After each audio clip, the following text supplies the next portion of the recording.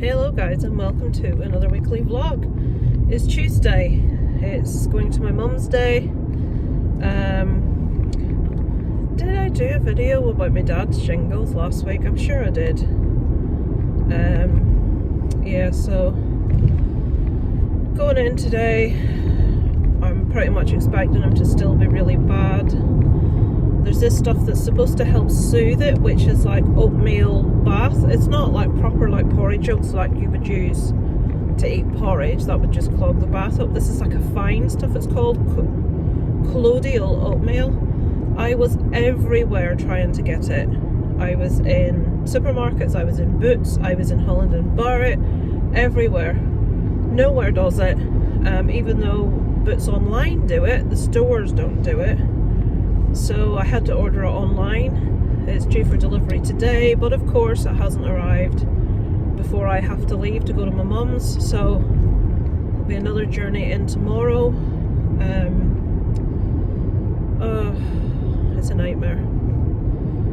My mum phoned me yesterday. It was her anniversary, we didn't do anything. My mum phoned me to tell me my dad was still really bad. He was struggling to sit, stand, he can't get comfortable. He's basically just getting out of bed to take the medication that the doctor gave him, and that's it. And I says, well, why does he not keep the medication in a bottle of water beside the bed, and then he doesn't have to keep getting up? And my mum says, well, because I want to see how he is. And I'm thinking, it's not helpful for him really, is it? But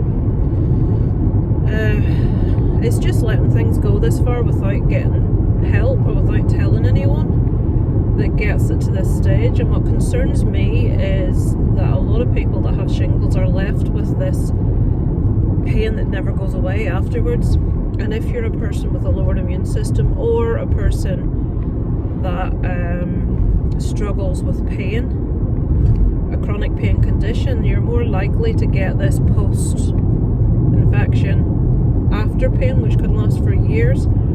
That's really not what you want on top of arthritis and fibromyalgia. So you're just going to have to wait and see what happens. When he was at the hospital on Sunday, they said that if he doesn't see any improvement of any description by Thursday, that he needs to contact his doctor. Obviously it won't be better, but there should be a slight change in the pain level for the better. So we'll see. I'm not expecting today being Tuesday, I'm not expecting any real change. Brought in a few more groceries. Have to take my mum out to get some specific bits and pieces. Then Isaac's got jiu-jitsu tonight. Robert's dad's bringing them in and I'm picking them up.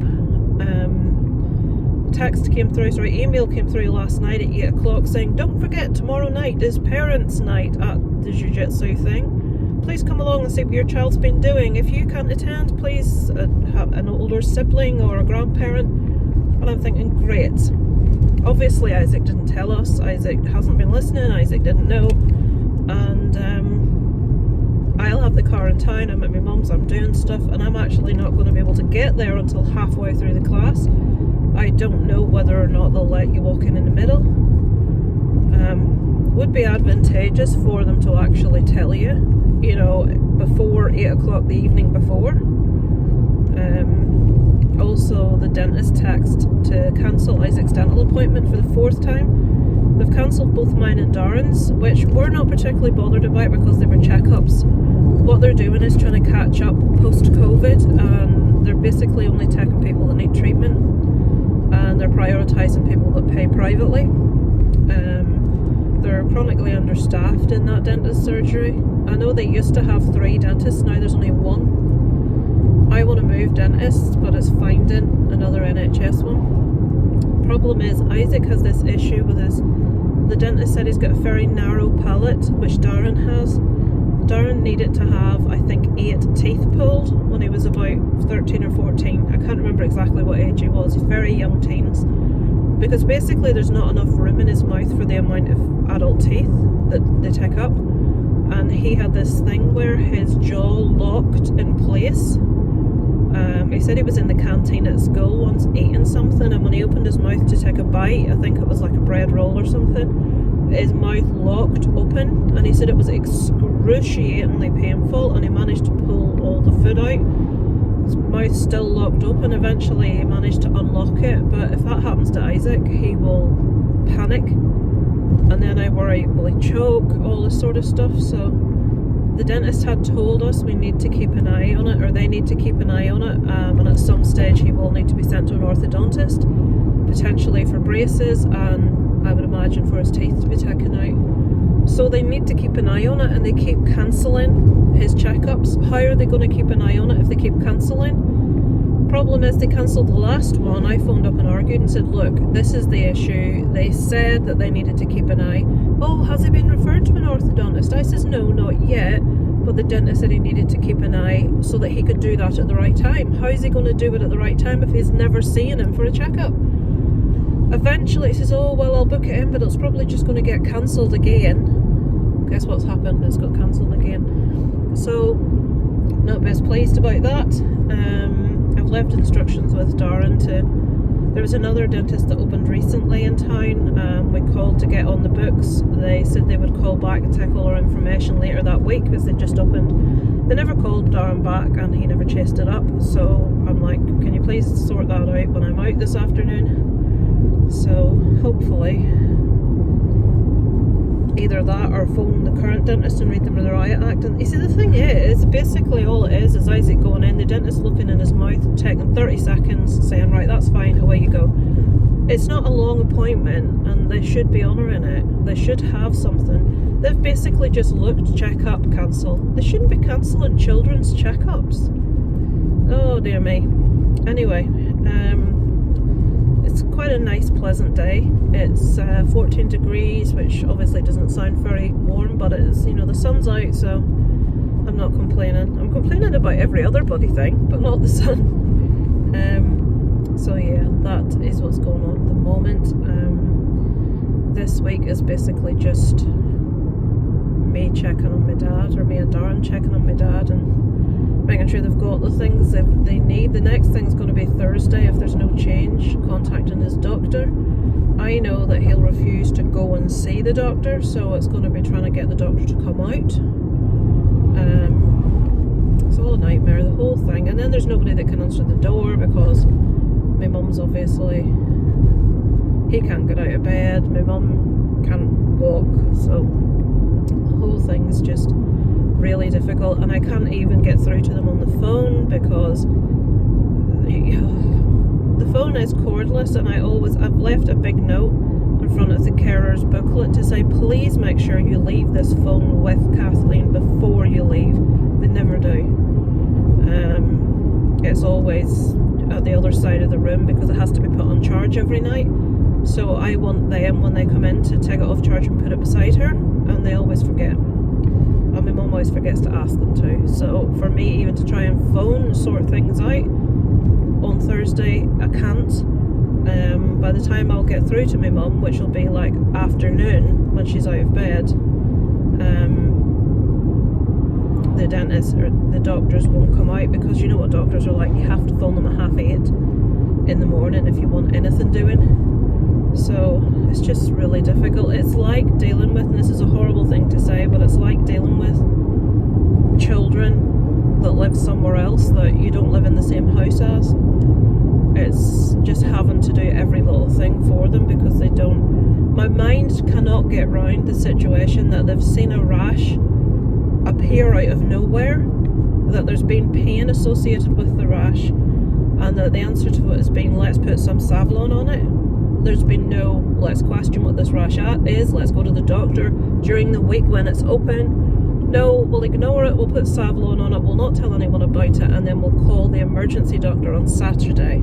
And then we'll call our daughter at 9:30 on Saturday evening and worry the arse off her that we're waiting on the emergency doctor calling back. It's frustrating, really frustrating. To cap all that off, my pain is just through the roof right now.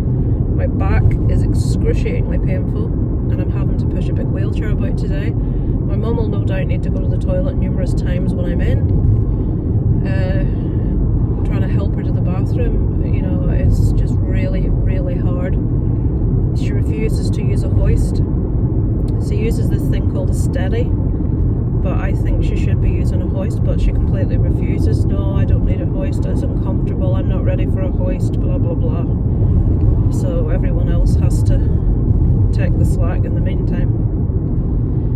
So yes, stressful indeed. This is the sort of situation I always talk about. My dad's not well enough to care for my mum, but he says he is, and he says he will, and he says he'll do all these things, but then when anything happens like this, the shit hits the fan, and Muggins here has to step in when realistically I'm not really up to doing it. You know, there's never any discussion about arrangements or things to sort out, or you know, it's basically just, this needs doing, someone has to do it, and if my dad can't do it, I have to do it. I mean, if you have shingles, it is so painful, you need to be bed rest, you need to be doing not much of anything, and you need to have someone there looking after you. You don't need to be the one having to get up to cook and to take other people to the toilet and make other people cups of tea all day, you know. At the minute he is staying in bed until like early evening, but anytime he, you know, my mum will be in the living room and she'll knock the wall to get him up if she needs to go to the toilet, because the carers come 4 times a day, but she needs to go to the toilet a lot more than that. This is really boring, I do apologise, but this is what's going on at the minute. It's just massively stressful. So yeah, I'll be there. I've talked all the way in, 11 minutes of me whinging basically about the situation. I shall check in with you guys later. I'm thinking about going to see the Nicolas Cage film tonight before the jiu-jitsu thing. I don't know, not really in the mood, but it's like, am I going to get the chance to actually ever see it? But we shall see how things go at my mum's and how much I'm needed for there, and then I shall make a decision at a later date. I shall catch up with you guys later. Look at that dirty windscreen, flies, can't get rid of them.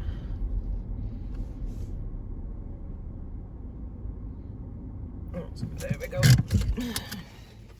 Josephine's in the garden. Wait to see, look at the fence behind the car. There she is. Can you see her just come out? She's coming toward the car. Bless her. Bag of shopping. Bloody heavy. Where is she? Hello? Hello, Josephine. Let me put my keys away. Hello, darling. Hello. What are you doing? You're keeping a good girl. I don't think there's any dreamies in the house. I think they're all gone. We'll have to get you some more dreamies, won't we? Yes. Hello. It is Thursday.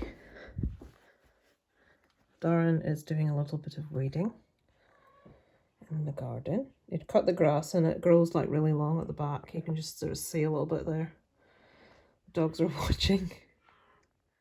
Is he going to catch that and film him? Probably not. Should I knock the window at him? Look, he's going to pull half the bloody sods up.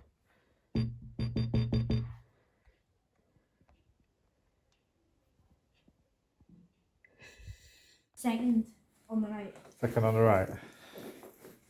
Ooh. Cute. I used to be on the one at the very, very far end.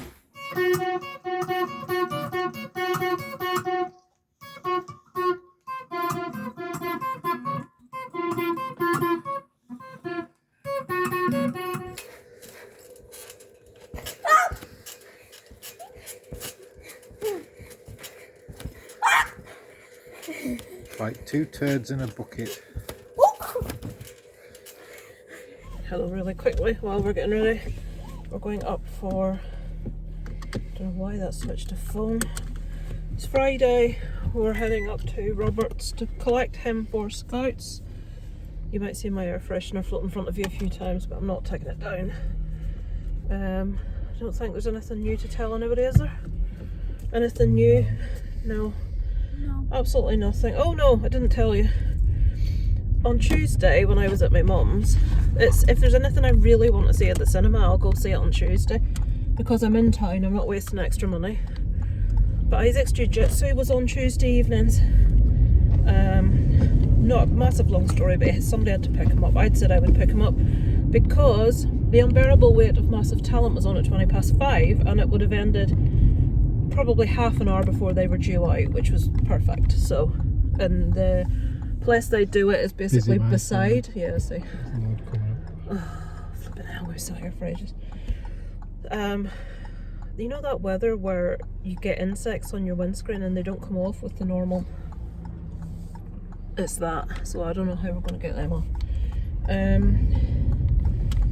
Yeah, so I took myself Unbearable Weight of Massive Talent is a new Nicolas Cage film, in case you're not aware. I'm a big Nicolas Cage fan. I've seen the trailer. I know I'm going to love it. Aaron from Screen Stars that I watch is also a big fan. He said if you're a fan of Nicolas Cage you will love this. Went in, got my ticket, sat down, got my drink, and the guy comes in, maybe the film's about to start, and he says, "Oh, I'm really sorry, but they changed the time of the starting this to 6:20, not 20. I should have said to you when you bought your ticket, but I just never thought." So I couldn't go to the later one because I had to pick Isaac up. So I sat there ready for the bloody thing to start, and they changed the time, so I couldn't go see it. So I still haven't seen it, and I'm gutted. Here's Robert's waiting outside for it. He's coming running like an idiot. Right, I better go. Don't want to film someone's kids without them knowing. Oh, it's Sunday. You can maybe hear a rattle. Darren's putting some petrol. Yes, we got in the car and we needed petrol again. As I told Dad. So I'm letting him put it in. I've given him the money to put it in, but he's actually physically putting it in. We're going into my mum's as usual. Hopefully my dad's doing a little bit better. He'll probably not even be up when we go in. Have to stop off and get their budgies, some bits and bobs from Jolly's. Yeah, and that's about it. I'm trying to think if anything's happened over the last few days. Yesterday was a really bad day. It was really rainy, so we stayed in all day. We watched Dog, the new Channing Tatum movie, which is alright. It wasn't anything groundbreaking, but it wasn't awful. Can't think what else we're watching at the minute. We finished first season of, well, me and Darren did the series From, which we really, really liked. They have commissioned a second one, so we're looking forward to that. I'm hoping to get to see the new Nicolas Cage film on Tuesday when I'm in at my mum's. Let's hope this time I actually manage to get in there for it. Isaac's off tomorrow. It's bank holiday Monday, but absolutely nothing's happening. He went to jiu-jitsu on Saturday morning to a different class and he really enjoyed it. He was on his own this time. There was another lad there that he recognised, but he got a lot more out of the class, I think, on the Saturday morning, so he'll be doing that one from now on. He's got a friend's birthday in a couple of weeks. They're actually going to see Doctor Strange a week after it comes out. We were actually going to go see it the weekend it came out, so at the minute I'm not sure whether to wait. I don't know that I want to sit through it twice. I would. I know you would, Isaac. Because it's stuck no damn strange. So, yeah, nothing much else to report. I think Darren's coming back now. I just thought I'd talk to you without the car noise for a change. So, you can't think of anything of any interest over the last couple of days? I can't think of anything. No. Yeah, so that's about it. So I shall end the vlog here, and I shall catch up with you guys. The big caravan just pulled in. I shall catch up with you guys next week. I know I'm meant to have signed off, but it's not doing it now. There was all the blossom was coming from the tree. It was like raining blossom. Now it's not doing it. Now I've got my camera. Of course it isn't. Tiny wee bits that you'd barely see. Can you see the wee bits falling down? Yeah. There's Derek. Are you doing Japanese for apple or cherry blossom? Very good.